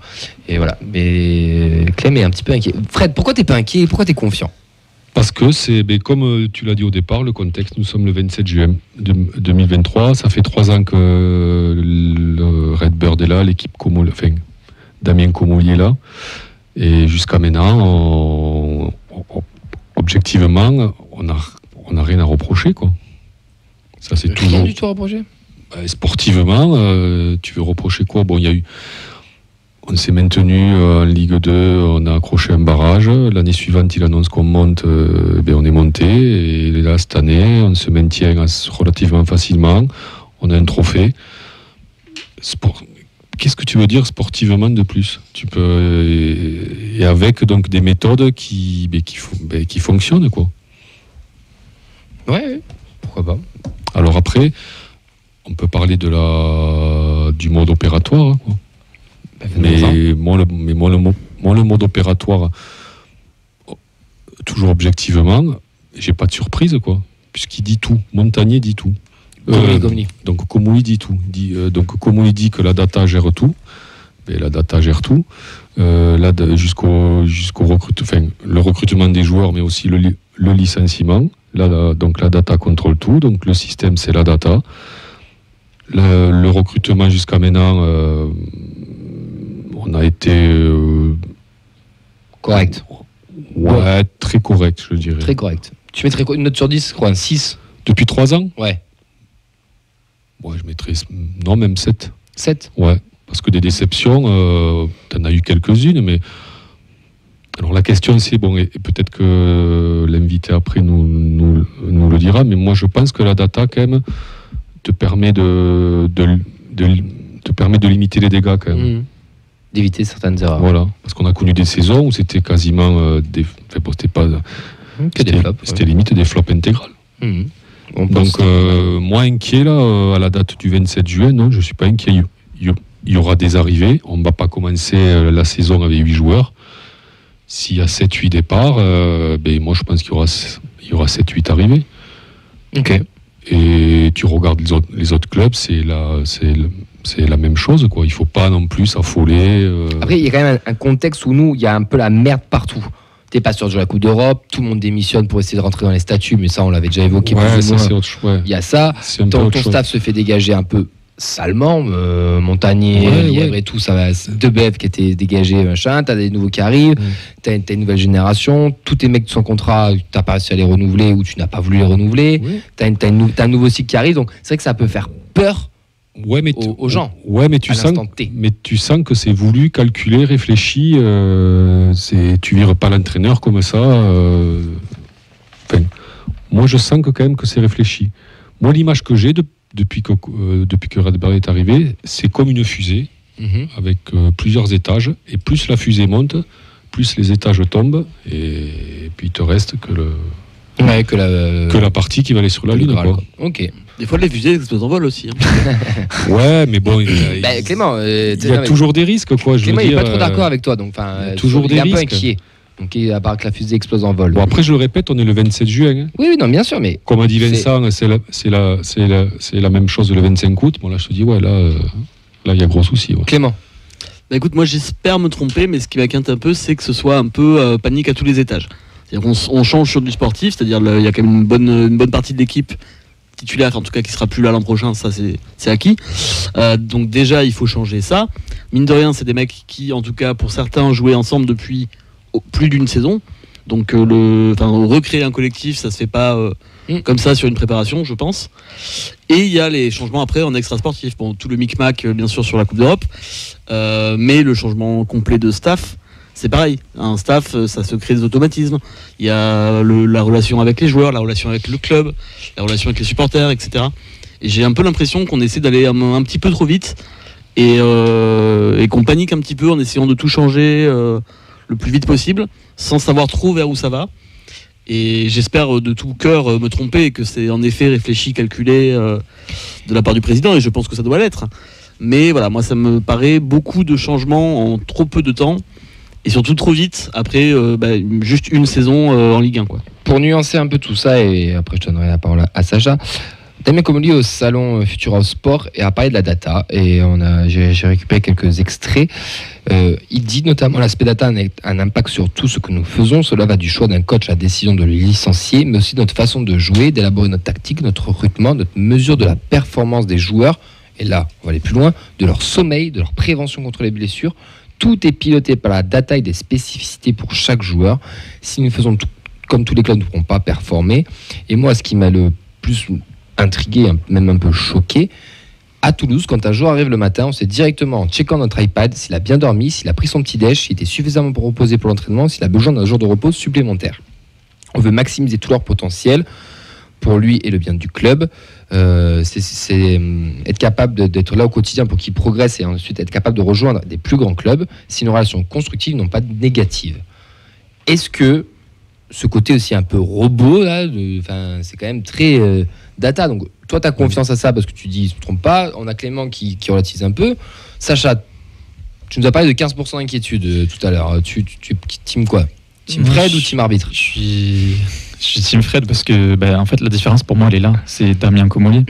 Quand il prend la parole, il dégage une telle sérénité, il a l'air sûr de lui, de tout ce qu'il fait, et on a l'impression qu'il sait dans quoi il s'embarque et on a juste envie d'aller avec lui, quoi. Les inquiétudes, elles sont là, mais on a les raisons, on sait pourquoi le mercato est un peu à l'arrêt, on voit qu'il y a du mouvement, mais je pense qu'il le voit plus comme un défi et qu'il a déjà d'être à la saison prochaine, et moi je le rejoins là-dessus. Un mercato, ça s'anticipe sur plusieurs semaines, sur plusieurs mois. Donc voilà. Après, là où on peut être un peu plus critique et là où par contre ça donne presque pas le droit à l'erreur, c'est sur cette gestion humaine, parce que tout est fait de manière si stricte que moi j'aimerais bien voir ce qui va se passer si, imaginons que dans un an on se retrouve ici et que le nouvel entraîneur il a fait un 8e, un quart de finale de Coupe d'Europe, mais qu'il a fait 9e alors que les prévisions elles disaient qu'on était 7. Et tu penses qu'il resterait par exemple ou pas? Ou tu penses que la data dirait non, on devait faire 7 et ciao? C'est la question que je me pose, quoi, parce que je vois pas pourquoi le traitement serait différent pour les uns que pour les autres. Mais en même temps, tout est froid, on sait pas comment ça peut se passer. Mais ouais, c'est là où on peut se demander où est-ce qu'il est placé le curseur, quoi. Après moi, c'est c'est que les gens ont l'air surpris. Alors je vais parler des réseaux parce que voilà, maintenant c'est un peu, c'est là où ça chouine un peu, mais c'est le bistrot du coin. Ouais, mais moi je le répète, si tu suis toutes les conférences de presse de Comolli depuis qu'il est là, il l'a déjà dit, mais X fois que la data, donc le modèle c'est la data. Donc les entraîneurs qui viennent le savent, les joueurs qui viennent le savent. Moi je pense qu'il n'y a personne qui est pris en traître, quoi. Ouais, mais Et alors cet aspect-là de contrôler, mais ça se fait pas, ça se fait pas qu'à Toulouse, je pense. Aussi pointu si. Oh, Camille, je pense que le Real Madrid ça le fait, les autres. Non, aussi pointu dans d'autres domaines, je pense pas. Dans d'autres sports ça se fait. Oui, mais chez nous dans le foot, je pense qu'on a vraiment des trucs qui sont très poussés que d'autres clubs n'ont pas forcément. J'ose le dire. Je sais pas. Moi je pense pas. Moi je pense qu'il y a un suivi strict et sérieux dans les grands clubs européens qui se fait des... Mais autant poussé avec autant de data, autant de trucs jusque-là, du sommeil, de savoir s'il a pris son petit déj, s'il a chié le matin à 9h et pas à 8h. Enfin, j'exagère un peu, mais on en est limite là quand même. Ouais, mais ça fait quelques années déjà que les joueurs, ils ont des prises de sang régulières, ils sont suivis, quoi. Chaque matin quand ils arrivent, ils doivent se peser, machin. Enfin, tu vois, alors oui, là, c'est poussé à l'extrême parce que c'est un peu précurseur pour un club comme Toulouse, en fait. Moi, je pense que c'est ça. C'est possible. Vincent, je pense que c'est ça. Beaucoup de réactions. Moi, j'ai reçu un +1 pour Fred sur mon portable. D'accord. Sur le truc de la feuille de match. Alors, je vais essayer un petit peu de synthétiser. On a déjà fait un sondage sur Twitter dans l'après-midi où c'était donc on avait 18% de confiants, 28% d'inquiets et 50% de mitigés, donc entre les deux. Pour reprendre un petit peu les avis, on a donc il a un pseudo prononçable, Spookski, qui dit qu'il est un peu inquiet pour combien de places. Pareil, pour le moment, il est pas inquiet. Qu'est-ce qui les inquiète? S'ils peuvent nous répondre, qu'est-ce qui les inquiète? C'est les mercatos, c'est le fait qu'on n'est pas sûr de jouer à la Coupe d'Europe, c'est le fait qu'on ait tous ces changements. Pour Thierry, il y a du retard pour le niveau mercato, et sachant que le championnat commence début août. Pour Cédric Painquier, on est fin juin. On a Christian qui est très très pessimiste sur tout ce qui est fonds de pension et sur cette gestion-là. D'ailleurs, je pense qu'on pourra réagir à ce niveau-là. On avait dit qu'on en parlerait la semaine prochaine. Oui, on va faire une émission un petit peu sur ce, vu qu'il y a beaucoup de clubs qui commencent à le faire. On parlera de ces multipropriétés-là. On a des gens qui sont un peu plus favorables à la data, comme Xon29 sur Twitch, qui nous dit pour l'instant le pari de la data est payant. Je ne sais pas pourquoi ça changerait. On a l'ami Charles qui est quand même plutôt mitigé, qui réagit sur les réseaux, d'habitude de l'avoir. S'il faut, c'est lui qui est au téléphone. Pour Emeric, il espère qu'on n'est pas en train de servir de laboratoire aux ricains pour ensuite vendre Trotty Data. Donc c'est aussi une inquiétude. On a d'autres qui sont très confiants aussi, comme Fabrice qui nous dit ils font tout leur possible pour que nous disputions l'Europa League, donc il y croit à 100%. Et il y a beaucoup de choses. Hervé aussi qui nous dit il faut regarder simplement les choses, depuis qu'il est arrivé, on n'a rien à dire. Il y a beaucoup de choses. On a quelqu'un qui est au téléphone, je crois avec Clément, qu'on va sûrement prendre à l'antenne, juste pour la Coupe d'Europe. Tout ce qui se passe. Alors, il y a 3 articles qui sont sortis sur les Violets qui expliquent un peu, qui sont très intéressants. D'ailleurs, je vous conseille d'aller lire. ça se fait partout. Salzbourg et Leipzig l'ont déjà fait. C'est des trucs de statut. Voilà, c'est du juridique, administratif, on va dire. C'est du business, c'est du montage administratif. Ça se fait un peu partout. C'est pas forcément très jojo ou quoi. Mais voilà, c'est pas. Bon, ça se répète. Voilà, le seul truc qui. Mais ça, on va faire une petite émission la semaine prochaine par rapport à ça. Alors qu'on a un auditeur qui nous appelle, un auditeur qu'on connaît bien, que Clem va essayer de nous mettre en studio. Donc c'est Charles qui nous appelle, qui veut réagir. On va savoir s'il est inquiet, notre bon vieux Charles, qu'on va recevoir d'ici quelques instants, le temps de faire la petite manip. Normalement, est-ce que Charles est avec nous? Allez, salut les gars, comment ça va? Ça va et toi? Ça va, Salut. vous êtes passé par Palavas ou pas cet après-midi là? Non. Pourquoi? On a fait tourner une Diane ce dimanche, 45 degrés. Vous avez pris un petit coup de chaud là. Non mais on est obligé de lancer le débat de toute manière, on va pas se mentir. On est sur une actu qui est un peu, on va dire, pas ouf parce qu'il y a plus de sport, il y a plus rien. On voit aussi ce qui se passe un peu au club. On est obligé quand même d'en parler. Mais bien sûr Camille, attends, on pensait qu'on allait passer l'été le plus stable, le plus constructif. Non, alors peut-être pas le plus stable, allez, je suis un petit peu utopiste. Mais ce que je voulais vous dire, c'est que moi, quand j'entends comment vous êtes en train d'en parler, oui, Comolli a fait tout ce qu'il a dit et il a réussi. Très bien. Donc du coup, on peut plus douter. Alors, on n'a pas le droit de douter.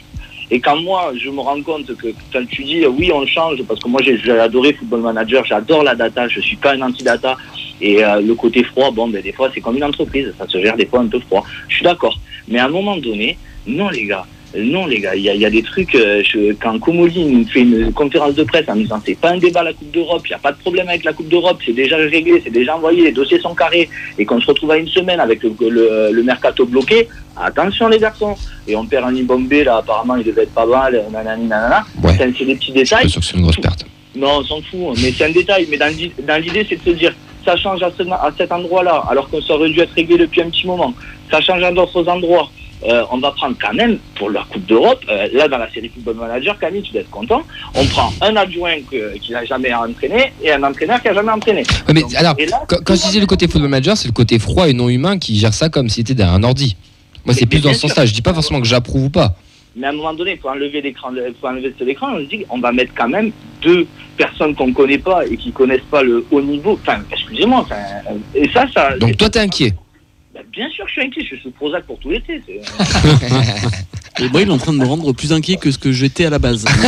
J'avais pas pensé au côté, en effet, non-expérience des coachs. Et c'est vrai que, les coachs inexpérimentés, on commence à nous dire qu'on va dire Jean Roux, en début de saison, ça peut le faire. Oui, je suis d'accord, hein, Sparring Partner, ça peut le faire. Je suis d'accord. Non, t'abuses. J'abuse. T'abuses. Tu vas jouer l'Europe. Mais tu vas jouer l'Europe, il va y avoir de la rotation. Et après, on est le 27 juin, il va y avoir un mercato qui va arriver. Vu tous les départs, tu vas voir. Moi, je pense qu'on va avoir au moins une dizaine de joueurs qui vont arriver. Après, moi, ce qui m'inquiète le plus sportivement, c'est la chimie qui va devoir se mettre en place. Voilà, merci Camille. Non, mais ça, on est d'accord sur ça. Mais est-ce que tu penses que c'est pas réalisable en 3 mois? Comme toutes les saisons, la chimie, on ne sait pas. Non, tu sais pas, il peut t'arriver 2-3 conos là et qui te mettent qui te mettent un gros bordel. Après moi, il y a beaucoup de personnes qui parlent de la Coupe d'Europe, mais est-ce que c'est un objectif la Coupe d'Europe? Alors si, c'est un objectif. C'est un objectif la Coupe d'Europe? Pour la bonne et simple raison que si tu finis 3e, tu fais un 16e d'Europa Conférence, tu signes pas toi? Bon, moi même jusqu'en quart d'Europa Conférence. Non mais déjà il faut y passer, mais si on fait 3e pour la X, on fait avant-dernier, on fait un 16e d'Europe. C'est la première année qu'on le fait, tu as des clubs comme Rennes. Tu vois le statut carré. Tu dois la jouer, Fred, la Coupe d'Europe, tu dois la jouer. On te dit pas terminer premier de ta poule, mais il a raison, 3e minimum. 3e minimum, mais c'est la base. Mais t'as vu le plateau qu'il y a Je m'en bats les couilles du plateau, ça reste du foot. Il faut qu'on vise la 3e place. Non, mais t'as vu le plateau qu'il y a. On doit viser la 3e place. T'as un chapeau de 3 qui est prenable. On est 30e sur 32. Camille, regarde objectivement. Pas d'accord non plus. Non, le 3e, je pense que c'est jouable. Ah mais ouais. Je pense que c'est jouable et surtout on doit le jouer. Le nombre de clubs français qui nous ont rendu fous. Là, c'est vous qui avez confiance, les gars. C'est un débat. On a l'occasion de le faire. Attends, je te dis pas qu'on va finir 3e ou 2e. Je te dis qu'on doit essayer de le faire. Et je pense que Charlie, c'est un peu le message qu'il envoie. Si tu dois la Coupe d'Europe, tu dois la jouer. Si tu vas juste pour faire 4e et prendre des branlés sur branlés, on s'en bat les couilles. Moi, je pense que cette année, la Coupe d'Europe, c'est une vitrine. Camille, si t'as joué à c'est un ancrage. Alors, je dis oui qu'il faudra la jouer chaque année, mais là, c'est une. Comment te dire? C'est en fait, on va s'arrimer à la Coupe d'Europe. Mais moi, j'attends rien de la Coupe d'Europe cette année. Oh, vas-y, Charles. Excusez-moi d'attendre au moins, parce que la technique pour si tu as joué à Football Manager ou l'histoire, c'est pour finir troisième, il faut 2 nuls, 1 victoire. Si on n'est pas capable de faire 2 nuls, 1 victoire... Ouais, ben tu verras. Écoute, à domicile, avec la ferveur, avec 20 000 supporters, le plus grand nombre d'abonnés de l'histoire du TFC, je peux t'assurer qu'on fera un score. Regarde la composition des chapeaux. Mais on n'a pas les groupes encore. Le chapeau, ça veut rien dire. On n'a pas les groupes. Si, tu prends les 8 du chapeau 1, les 8 du chapeau 2. Tu peux faire 3, mais on s'en fout. Tu prends les 8 du chapeau 3, tu te dis que t'es à des années-lumière de ces clubs encore. Hein. Mais ouais, mais un match nul, une victoire à l'arrache, ça reste du foot, mec. Ah oui, mais oui. Pour moi, ça, c'est aux antipodes de ce que dit Comolli. Comolli nous dit chaque année, on va faire un effectif plus fort. Chaque année, on va augmenter au niveau du classement. Donc là, il ne pourrait pas t'entendre si il nous écoutait. Il dirait non, on doit réussir. Il vient que de dire je veux le plus faible groupe possible. Mais très bien. Donc s'il veut ça, il doit mettre un effectif en place. Et s'il fait ça, ben moi, je serais très content. Si ça se passe comme les autres années, ben, j'en serais très heureux et la belle aventure continuera. Et je suivrai toujours le test. Mais ça m'inquiète un petit peu quand je me dis qu'à tous les échelons, tout n'est pas géré de la même manière. Mais on est le 27 juin. Oui.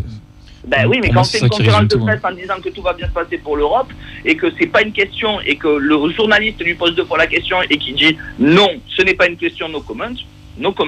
Pourquoi on revient sur ce sujet 2 semaines plus tard? Pour moi, c'est ça qui résume tout, c'est on est le 27 juin.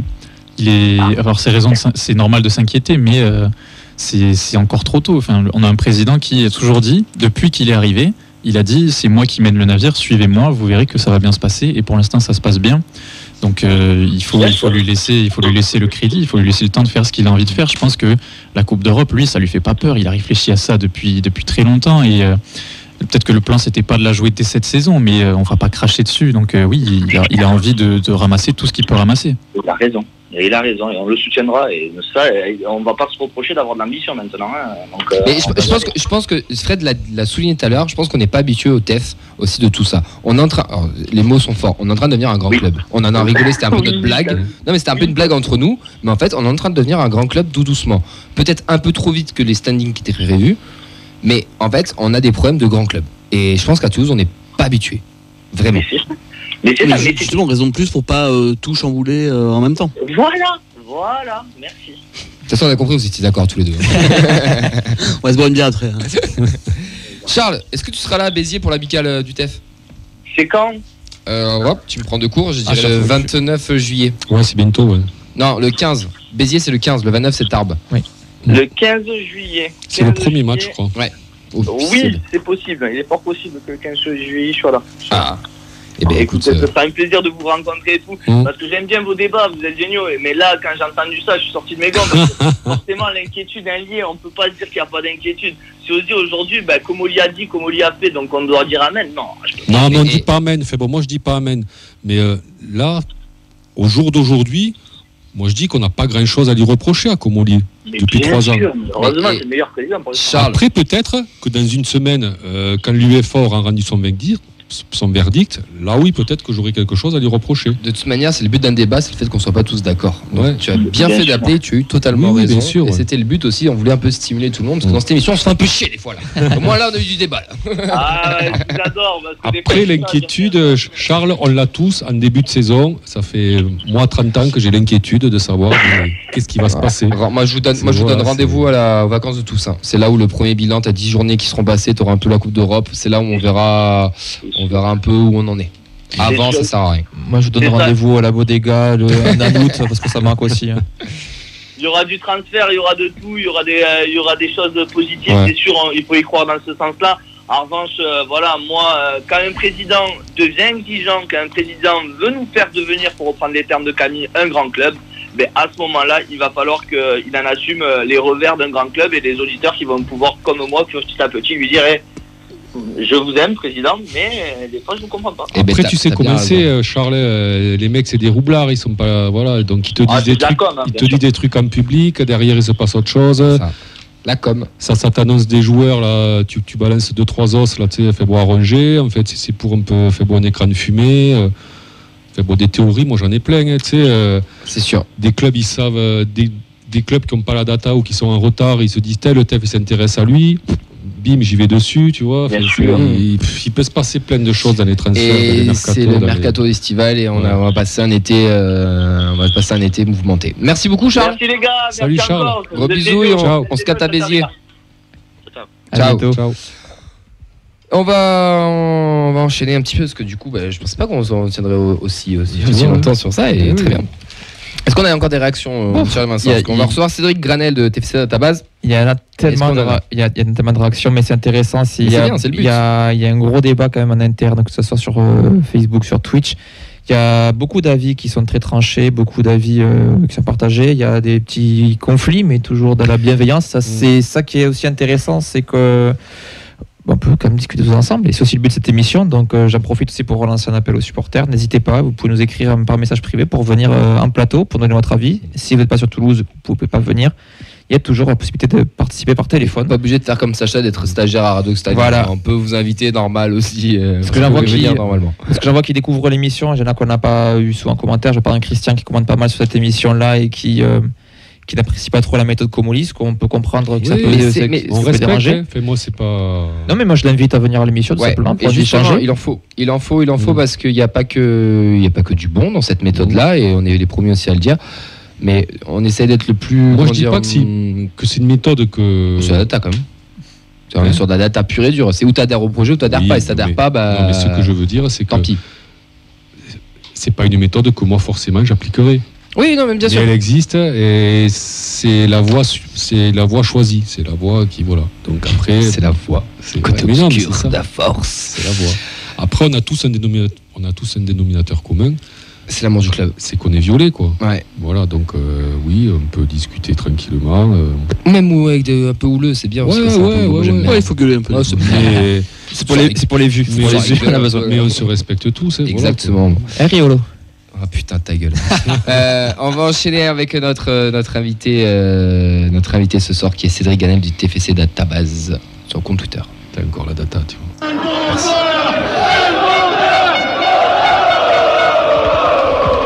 Elmander dans la surface. 2-0, le doublé du Suédois. 6 fois Elmander, il était venu avec la data déjà. Bonjour Cédric, bienvenue dans l'émission de la deuxième. Tu es auteur du livre TFC Database que nous avons juste ici, et ainsi que 2 livres qui retracent le parcours du TEF entre 2021 et 2022.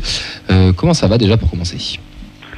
Bonsoir à tous, écoutez, très bien, ravi d'être avec vous pour échanger un petit peu sur le TFC. Je suis désolé, on a pris un petit peu de retard, on a eu un petit débat un petit peu houleux, mais bon, on savait que ça allait motiver un peu tout le monde, mais c'est ça aussi qui est intéressant.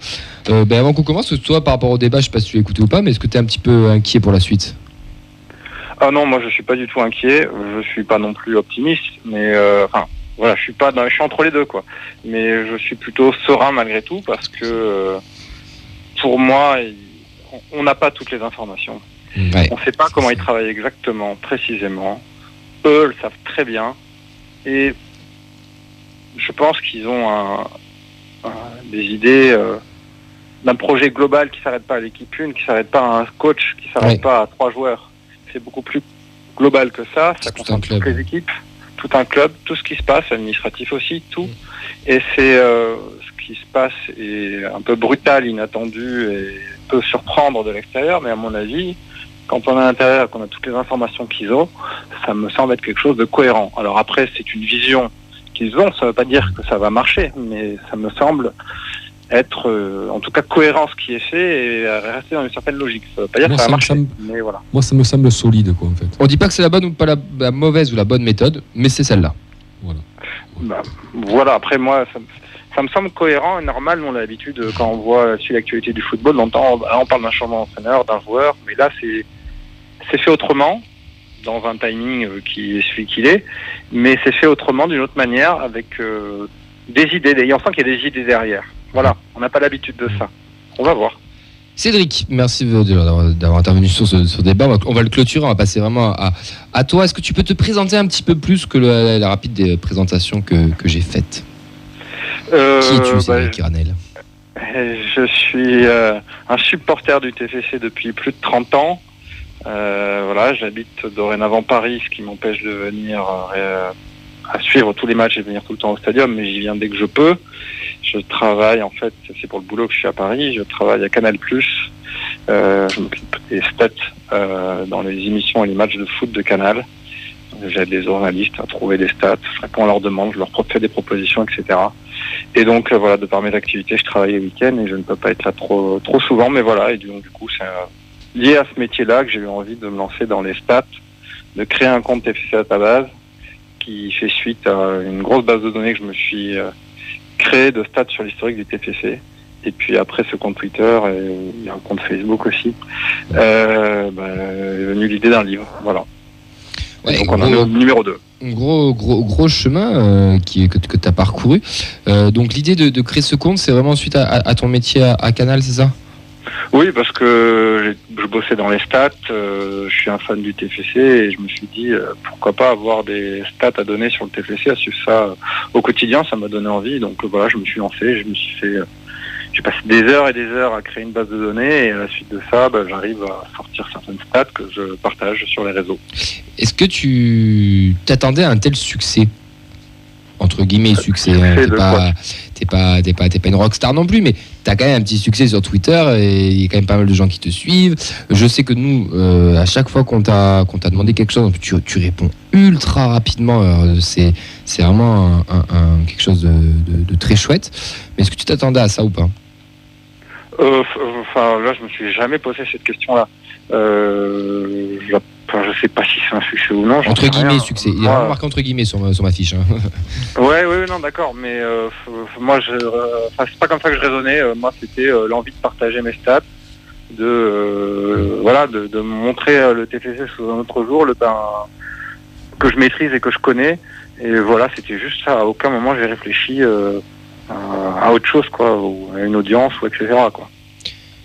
L'idée du livre, la première fois qu'elle te vient, est-ce que c'est dès l'année dernière avec la Ligue 2 ou c'était déjà bien avant ? Alors, ça fait très longtemps.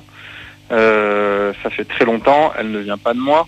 Elle vient d'un ami journaliste qui fait exactement la même chose pour Strasbourg depuis 7 ou 8 ans et qui me tanne pour que j'en fasse un. Et je lui dis oui, j'en ferai un. Mais là, c'est pas le moment. Vu les résultats du club, c'est pas le moment. Attendons la bonne opportunité. Et elle est venue l'an dernier. Je me suis décidé vraiment au mois de mars l'an dernier, à 2 mois de la fin de la saison. Et donc, j'ai fait le livre en 2 mois l'an dernier. Ah oui. Et voilà, c'est parti comme ça. Comment on réalise ce genre de projet ? Déjà, on s'entoure d'un éditeur qui a de l'expérience puisqu'il a déjà fait plein de bouquins comme ça.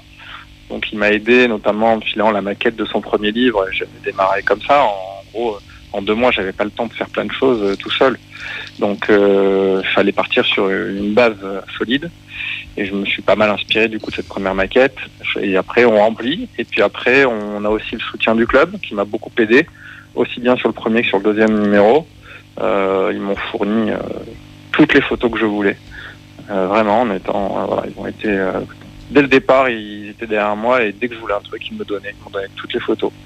Donc entre les photos, l'éditeur, les conseils de mon ami journaliste aussi qui fait la même chose pour Strasbourg, et puis après les stats que j'ai trouvées au fur et à mesure de la saison, on arrive à ce livre. Donc c'est vraiment, on va dire, un projet en corrélation avec le club aussi un petit peu alors. Ah oui, dès le départ, je leur en ai parlé avant même de me lancer pour vérifier s'ils étaient en phase avec ça, s'ils étaient OK. Ils m'ont tout de suite dit oui, sans réfléchir. J'aurais dit, j'aurais besoin peut-être de photos, mais aucun problème, tout ce que tu veux. Et ils m'ont tout fourni l'an dernier, cette année. C'est donc, cool. Ça, c'est il faut le souligner, c'est cool. Très gros soutien, ouais, clairement. Et après, ça a permis, et puis même cette année, ils me soutiennent en distribuant le livre. Cette année, ils l'ont à la boutique. Ouais. C'est aussi quelque chose d'important de leur part. Où c'est qu'on peut le retrouver d'ailleurs, ce livre, à part la boutique du TFC ? Il y a la boutique du TFC, il y a plein de kiosques à Journois dans Toulouse et les environs. Alors, j'ai pas de liste exacte, mais c'est pas trop compliqué à trouver, j'imagine. Et sinon, sur le site de mon éditeur, vademecum-édition au pluriel.com, vous pouvez vous le faire livrer si jamais vous n'êtes pas en proche banlieue de Toulouse ou à Toulouse même. Il y a cette possibilité-là également. Si je dis pas de bêtises, tu m'arrêtes si je me trompe, il devrait être disponible aussi au Danu à la rentrée, en libre. Tout à fait. Alors, je je l'ai pas encore dit parce que je ne sais pas à partir de quand il est disponible, mais c'est incessamment sous peu. Mais ce sera avant la rentrée. Mais voilà, j'attendais d'avoir une confirmation exacte pour le dire.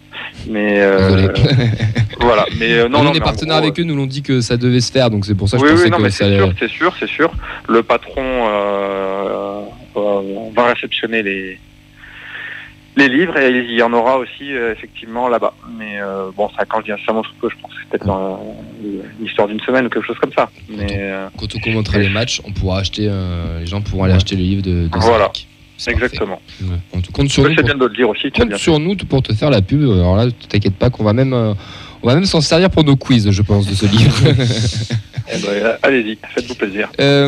Question un petit peu globale, mais voilà, t'es pas obligé de répondre, parce que je sais que des fois, quand on parle d'argent, il y en a certains qui se braquent, donc t'es pas obligé de répondre, c'est comme tu le souhaites. Mais un projet comme ça, ça a un coût, je suppose, mais combien ça coûte à peu près pour lancer ce genre de projet? Est-ce que c'est par les subventions? Et c'est pas une blague. Ok. Parce que c'est mon éditeur qui a tout investi. Ok. Qui a 100% des frais, c'est lui qui les a investis.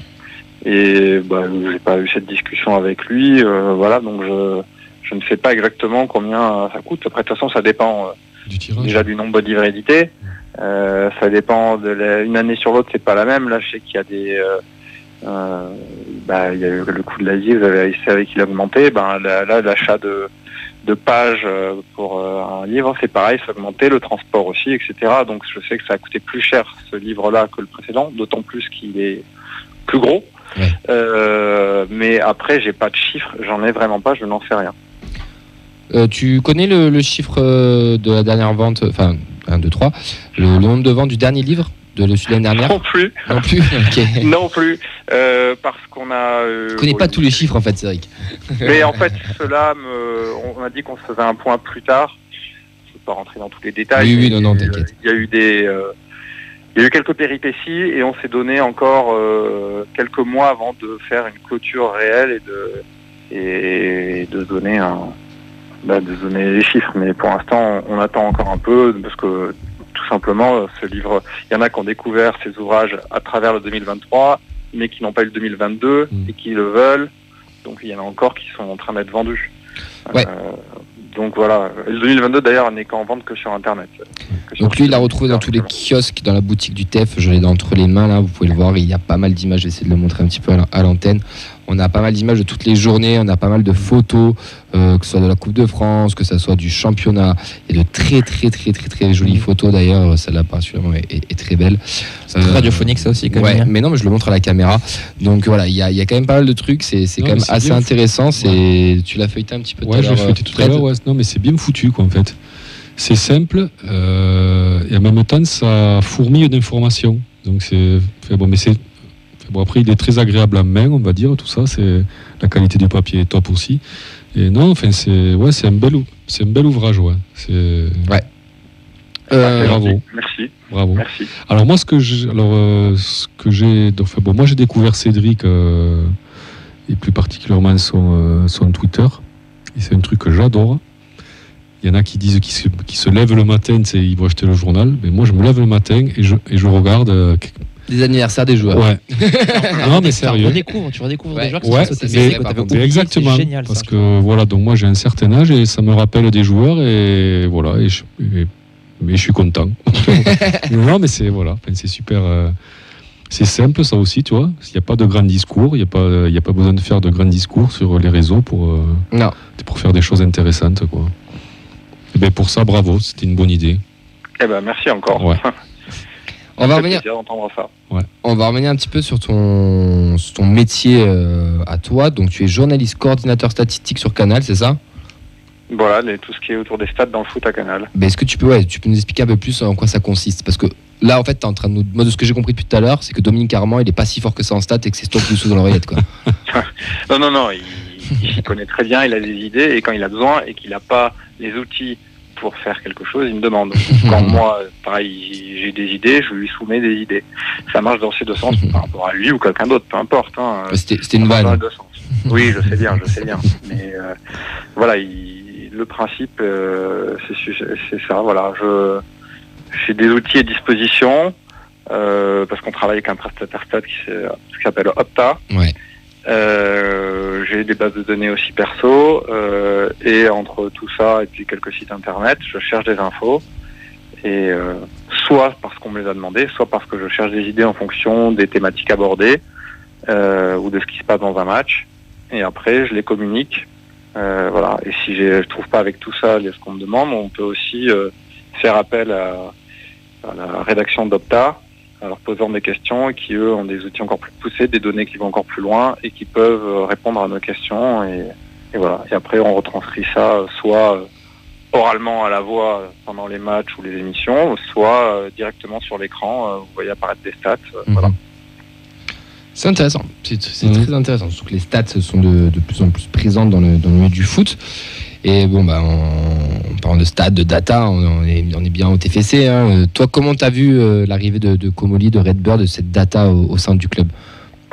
Moi, que de manière positive, évidemment, ça m'intéresse beaucoup ce sujet-là. Donc oui, j'étais curieux de voir ce qu'ils allaient faire. Je connaissais déjà un peu ce que faisaient d'autres clubs à l'étranger autour de ça. Je sais ce que le potentiel qu'il y a, enfin potentiel, parce qu'en partie, eux, ils doivent aller encore plus loin, mais en partie le potentiel des stats qu'on est capable de faire. Donc je sais ça peut aller très très très très très loin. Et donc c'était intéressant de voir comment on s'est utilisé. Après, j'ai pas en détail au quotidien. Après, de ce que j'en comprends, ça va beaucoup plus loin que ce que je n'imaginais dans la manière de gérer. Mais ravi et intéressant, surtout que ce soit Toulouse, c'est le club que je suis, comme ça je le suis encore plus qu'ils font à ce niveau-là. Ouais, Cédric, alors il y a beaucoup de gens qui s'interrogent sur la data, et on découvre la data. Est-ce que le TFC est vraiment précurseur là-dessus, ou est-ce que déjà il y avait eu des prémices dans d'autres clubs? Est-ce que... Alors, poussé à ce point-là, il n'y en a pas beaucoup, mais il y a quand même quelques clubs qui l'utilisent, des clubs qui sont réputés. Il y a Brighton ou Brentford, je ne sais plus l'un ou l'autre, je confonds à chaque fois les deux, Midtjylland au Danemark, qui l'utilisent beaucoup. Après, poussé à ce point-là, je ne sais pas, je ne suis pas au point, après, mais tous les clubs utilisent la data. Tous, sans exception. Moi, je sais par exemple un club comme Manchester City, tous les matchs sont analysés de la catégorie des jeunes, des U12 jusqu'au pro. Tous les matchs sont analysés de la même manière, par exemple. Je sais aussi ils ont des staffs pléthoriques pour gérer la data. City, là, il y a un exemple qui est très connu. Ils ont leur premier titre de champion en 2012. En fait, il y a des analystes data qui s'étaient rendus compte que les buts sur corner, ils étaient marqués en tirant au premier poteau. Alors, ils ont rabâché ça. Et au bout d'un moment, City s'est mis à le faire. Et le but du titre, il le marque sur un corner au premier poteau, par exemple. Voilà. Bon, après, c'est peut-être un hasard, mais malgré tout, ils cherchent juste comme ça. Il y a plein de... Tout le monde utilise la data. Tout le monde. À différents degrés. Parce que déjà, tout simplement, data, c'est donné. Hein. Donc, un classement, c'est de la data. Hein. Un classement de Ligue 1, un classement de buteur, un classement de passeur décisif, un classement de ce que vous voulez, c'est de la data. Hein.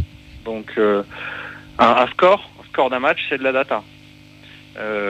Donc voilà, tout le monde utilise ça. Après, il y a des manières plus ou moins poussées. Voilà. Mais où la data est utilisée à ce point-là, qui gère tout, qui régule toutes les décisions, je ne sais pas si les clubs dont je parlais tout à l'heure vont jusque-là à ce point-là. Mais il est utilisé de manière très poussée déjà malgré tout. On a Sacha même au PSG ou à d'autres clubs, ils utilisent la data. Hein. On a Sacha qui est notre invité ce soir et qui a une question pour toi, Cédric. Salut Cédric, moi ma question c'était par rapport à l'effectif du TFC, de ton œil à toi et ton rapport aux statistiques. On entend souvent que les stats, on pour leur faire dire un peu ce qu'on veut et que ça va pas forcément trop de rapport avec ce qu'on voit sur le terrain. Mais au niveau des joueurs du TFC, je sais pas depuis combien de temps tu accumules toutes ces stats et que tu les suis. C'est qui le joueur que quand tu regardes sa ligne de stats qui t'impressionne vraiment le plus, peut-être celui qu'on voit pas, qui est pas le plus en lumière d'habitude, mais qui a vraiment des statistiques qui font rêver? Alors, juste avant, je vais revenir sur une de tes phrases. Les stats, on leur fait dire un peu ce qu'on veut. C'est un exemple que je donne tout le temps. Faire attention. Effectivement, on peut leur faire dire ce qu'on veut. Mais là, ce qu'il faut faire gaffe, c'est que la data, la donnée, c'est une donnée brute. Elle est factuelle, elle est réelle. C'est juste derrière comment on arrive à interpréter la donnée. C'est ça la difficulté. C'est être capable de bien interpréter une donnée. Je vous donne un exemple tout bête. On l'entend plus trop maintenant, mais il y a quelques années, on l'entendait beaucoup. Ouais, telle équipe a 70% de possession. Ouais, bah, elle a dominé le match. Non. Ça veut pas dire qu'elle a dominé le match. Ça veut dire qu'elle a eu sur le ballon 70% du temps. Si elle a 70% du ballon, le ballon, mais qu'elle a touché un ballon dans la surface adverse, je suis pas sûr qu'elle ait vraiment dominé. Voilà. C'est juste être capable de repérer les données qui nous intéressent, de les contextualiser et de les analyser correctement. C'est plus ça qu'il faut faire. Mais ce qui est pas facile, faut faire attention. Faut avoir une certaine habitude, et même moi qui l'ai, je peux me tromper des fois aussi dans la manière d'analyser les choses. Donc voilà, faut faire attention, c'est surtout ça. Après, en termes de joueurs, alors c'est plus un joueur moi qui m'a surpris. C'est ça la question ? Ouais, c'était ça, ouais. Par rapport à sa ligne de stats. Qui ne paye pas forcément de mine, si je reprends ta question, qui ne paye pas forcément de mine, mais dans ses stats qui est vraiment ouf. Oui, plutôt que se concentrer sur qui a marqué le plus de buts, qui a fait plus de passes décisives, le joueur qui, on le voit un peu moins, mais qui fait quand même. Dans ma manière de travailler, je travaille de la stat a posteriori. Le club travaille avec de la stat plutôt en amont pour détecter des joueurs. Moi, je suis dans un média qui est là pour raconter une histoire à des téléspectateurs par rapport à ce qui est en train de se passer. Donc, je surveille pas forcément les stats avant les matchs, le niveau des joueurs, etc. Je suis pas un recruteur. Donc, j'ai pas forcément une analyse statistique au moment où le joueur arrive. Je l'ai pas forcément là. D'autant plus que dans mon métier, je n'ai pas accès à autant de données que le club peut avoir. Par exemple, un joueur qui vient des Pays-Bas, j'ai pas les données liées au fait que, ça c'est des histoires contractuelles entre Opta et Canal, j'ai pas accès à toutes les données. Donc moi j'ai accès en gros à des données sur certains championnats couverts par Canal, certaines compétitions, etc. Donc les joueurs qui sont allés chercher dans des zones inconnues au départ, moi j'ai pas cette donnée-là à disposition. Elles sont certaines parfois sur Internet, etc. On peut chercher. Mais moi je suis pas dans ce fonctionnement-là.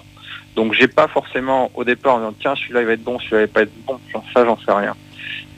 Moi je suis plus un regard comme vous, je les vois évoluer, ou si de temps en temps je peux aller voir des vidéos. Oui, je dis ça en même temps, mais Dalinga j'avais vu des vidéos par exemple avant. Donc j'avais 2-3 idées comme ça. J'avais des accès. À l'époque lui j'ai eu pendant un temps, on va faire court, j'ai eu un accès temporaire à plein de données, et c'est au moment où il est arrivé, j'avais un peu zioté Dalinga. Voilà. Mais sinon, sur le reste, globalement, j'ai pas d'avis statistique avant de voir les joueurs évoluer. Parce que je travaille sur, il se passe ça, et après on raconte des choses à Canal. C'est dans une autre gymnastique. C'est pas le même métier. Fred, dernière question, parce qu'après, il faut parce qu'on en aurait plein de questions. Ouais, Cédric, est-ce que le TEF donc est précurseur là-dessus. Est-ce que la data peut réellement nous amener le TFC à un niveau sportif jamais atteint dans son histoire, c'est-à-dire vers les sommets quoi? Ça, j'en sais rien. La seule chose que je peux te dire, c'est que plus le niveau monte, plus c'est difficile de recruter via la data, parce qu'il y a la masse de joueurs qui arrivent à ce niveau-là est moins importante, et donc les mêmes les surveillent, et avec des moyens financiers autres. D'accord. Donc, plus le niveau va monter, plus ça va être dur de fonctionner comme ça. D'accord. Donc il y a quand même un aspect financier derrière que le club doit avoir, quoi. Enfin, non, eux, ils partent sur un autre principe. Ils partent, on va explorer des championnats que les gens ne surveillent pas. Comme ça, l'aspect financier est moindre. Oui.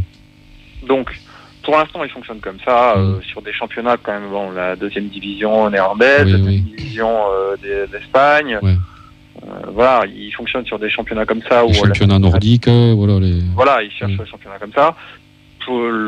Si ça marche, plus ça va marcher, plus les gens vont copier, vont faire la même chose. Ouais. Eux, ils partent, ils estiment qu'ils ont une longueur d'avance, qu'ils sont en avance sur tous les autres clubs dans cette manière de gérer ça, et ils vont essayer de garder cette avance-là.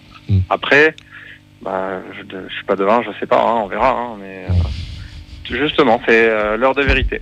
Ouais, d'accord. Merci beaucoup Cédric pour toutes ces réponses. On va finir cette émission du coup avec toi. Donc je remonte le livre, il est là. TFC 2023 fait par compte TFC Database, donc par Cédric Granel. Cédric, si on est bien d'accord, comme on se l'est dit en off, on va pouvoir l'annoncer ici. Ce livre sera à gagner donc sur tes réseaux et sur nos réseaux, parce que tu le fais gagner à un auditeur ou une auditrice par le biais d'un jeu concours qu'on lancera quand, mon cher Vincent ? Demain soir, mercredi. Donc, de mercredi soir à vendredi soir, vous aurez 2 jours pour participer au jeu concours, et Cédric nous donne le privilège de pouvoir le faire gagner. Donc déjà, un grand merci à toi. Et, Avec plaisir. Hein. Et du coup, on espère que le gagnant ou la gagnante sera déjà ravi de le remporter, mais surtout viendra le chercher dans l'émission, enfin pas dans l'émission, mais viendra nous le présenter dans l'émission, viendra à l'émission aussi. On va l'inviter à l'émission et on lui passera le livre à ce moment-là. Donc il est là, il est beau, franchement. Moi je l'ai reçu dimanche, il y a vraiment de très belles images. Pour tout supporter du TEF, c'est un livre à avoir. Il n'y en a pas beaucoup sur le TEF en plus. C'est un livre qu'il faut avoir dans sa bibliothèque, c'est toujours sympa. Je pense que dans 20 ou 30 ans, on sera très content de l'avoir, de se remémorer tout ça. Cédric, on te remercie beaucoup de ta présence sur cette dernière demi-heure, de ta gentillesse, de tout le boulot que tu fais aussi, parce que moi j'insiste, à chaque fois qu'on t'a posé des questions sur des stats, sur des machins, tu as toujours répondu, mais dans l'heure qui suivait ou dans les 2 heures, c'est toujours un régal. Et un grand merci à toi, bravo pour tout ton travail, parce qu'il y a quand même du taf. Continue ce que tu fais. Et tu es bien entendu le bienvenu dans l'émission, même si quand tu seras sur Toulouse ou quoi, n'hésite pas à nous appeler et à passer. C'est gentil, écoutez, avec plaisir, et puis à bientôt. Hein. Ouais. Passe une belle soirée. Bonne soirée. Allez, à vous aussi. Ciao. Bonsoir Cédric. Allez. Bonne soirée. C'était Cédric Granel, du coup, l'auteur de TFC 2023, du compte Twitter TFC Database, que je montre encore une fois à l'écran. Messieurs, on va clôturer cette émission. Un grand merci à toi, Sacha, d'avoir participé. Improbable, n'empêche. Je m'y attendais pas. Sur le fil, dernière minute, mais un grand plaisir, j'ai adoré. T'étais un peu le panic boy du mercato, tu sais. Genre, il arrive, mais t'étais très efficace, donc c'est bon. Je vous remercie à vous. Est-ce que t'as passé un bon moment ? J'ai adoré. Vraiment, moi, c'est quelque chose qui me passionne. Et je vous écoute beaucoup, donc passer de l'autre côté, ça fait beaucoup plaisir. Et voilà, j'espère que j'ai été pertinent. T'as été bon, la data feuille de match valide. Elle valide. Parfait. Fred, toi, t'as créé des débats. Ouais. Toi, t'étais bon, mais il y en a qui sont pas d'accord. T'étais bon. On t'a mis la pression un peu quand même. Fais attention en sortant, il y a des gens qui t'attendent. Certains, c'est pour l'autographe. Charles, il t'attend à Béziers, par contre. Il y a des tomates, tu verras mon pote. Merci beaucoup à toi, Fred. Merci, Clem, pour la technique. Plaisir. Merci à toi, Vincent, aussi, pour la technique. Merci, Camille, d'être toi. Avec plaisir. Merci à toutes celles qui nous écoutent, qui ont participé au débat de cette activité. N'hésitez pas à réagir. Il y en a qui voulaient rappeler. On n'a pas pu prendre tout le monde, mais voilà, comme l'a dit Vincent, et je le répète, n'hésitez pas à venir.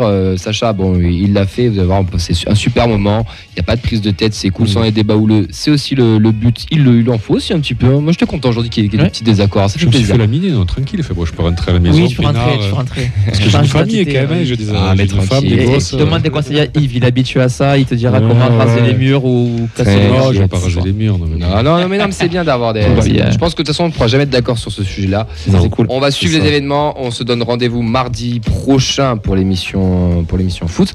Et vendredi, on a une petite surprise, non ? Petite pastille GMT Club Sport qui revient, un featuring la feuille de match. On fera une spéciale Tour de France en direct sur Radio Extania et sur les réseaux.